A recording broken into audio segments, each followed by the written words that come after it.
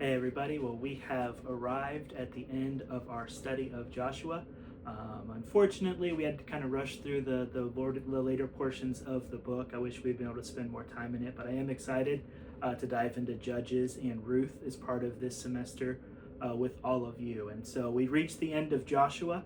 Last week we were in Joshua 14, and then this week we're going to be in Joshua 24. And this is the last book of Joshua. Joshua is at the end of his life. He is an old man.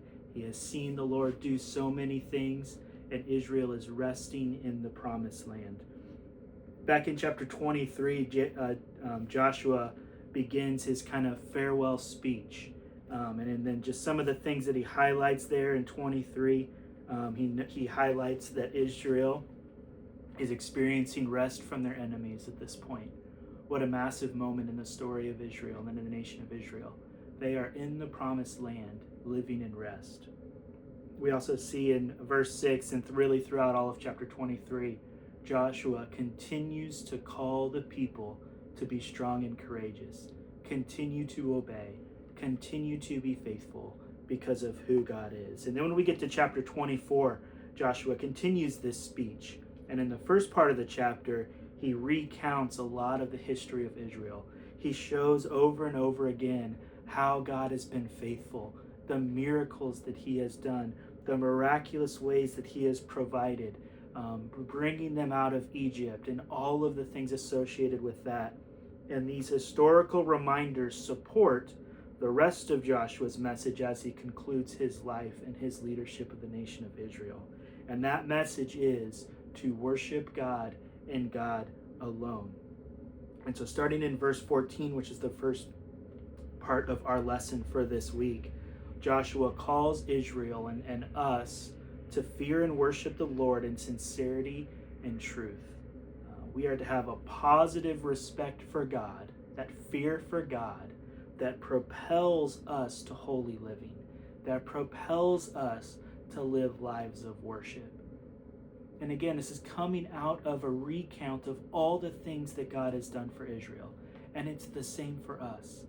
The more we reflect on and enjoy and remember all that God has done for us and all that he has done for us through Christ, the more reason and motivation we will have to go and live faithful and obedient lives for God's glory. We will live lives of worship to him because he is worthy of our worshipful living. And that's exactly what Joshua is trying to drive home with the nation of Israel. We got to remain firm in our faith and in our obedience because of all that God has done for us. But Joshua also goes on to warn the people as he gives them this last message. He warns them about false idols. He warns them about turning away from God. The nation of Israel is riddled with a history of false idols and gods, and also more prominently being around false idols and false gods in Egypt and throughout elsewhere. And now into the promised land, Canaan was riddled with them as well. And so they have seen this kind of stuff their whole lives. They have participated in it with the golden calf and different events. And so this is not a small thing for the nation of Israel to hear about and to be warned about. And it's not a small thing for us either to see this warning. In this passage, Joshua declares that he and his family, me and my household, we will serve the Lord. Joshua's call to exclusive worship of Yahweh was a very, very important call to Israel.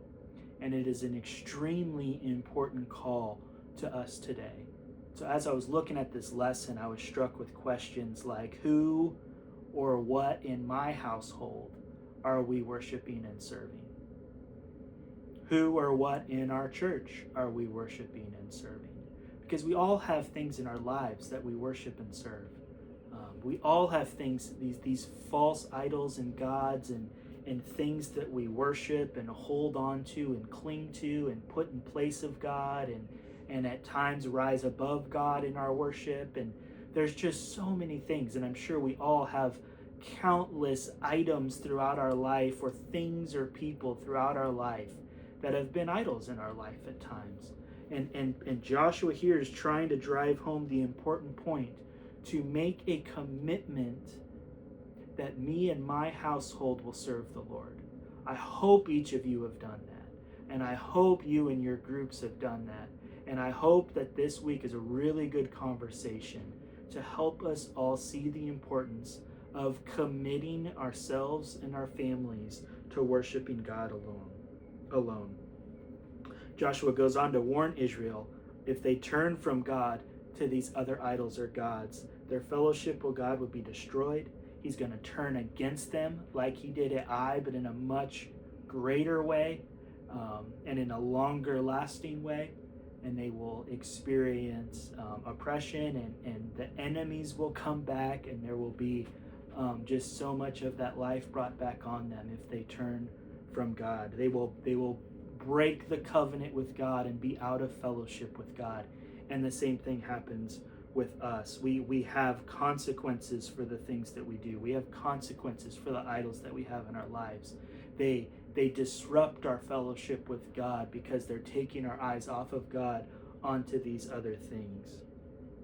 And of course, the people respond like Israel always does. Oh, we will do it, Joshua.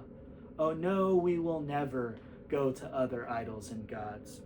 Unfortunately, we're going to see in a heartbreaking way throughout our study of Judges that Israel does not live up to these promises.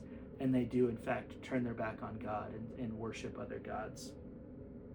But I want to end on an encouraging note, because I think that this book does. This book ends with Israel in the promised land.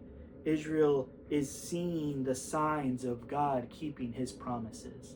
They are living in rest from their enemies in the promised land.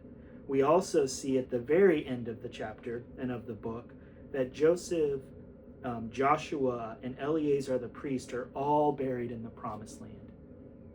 You can go all the way back to the end of the book of Genesis and see Joseph and this promise, this pointing forward to the promised land, that Joseph one day would be buried there. And here we see coming into play. God keeps his promises, and we must remain faithful, strong, and courageous and obedient throughout it. We need to trust his timing. We need to continue to look at his promises and rest in those.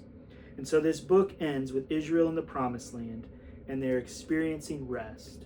And so as we enter into Judges, the question is, are they going to remain in that rest, or are they going to turn from God and experience difficulties because of it? So I hope that this has been helpful. I hope that you have been able to use this time as your own personal study of Joshua and walk through the whole book.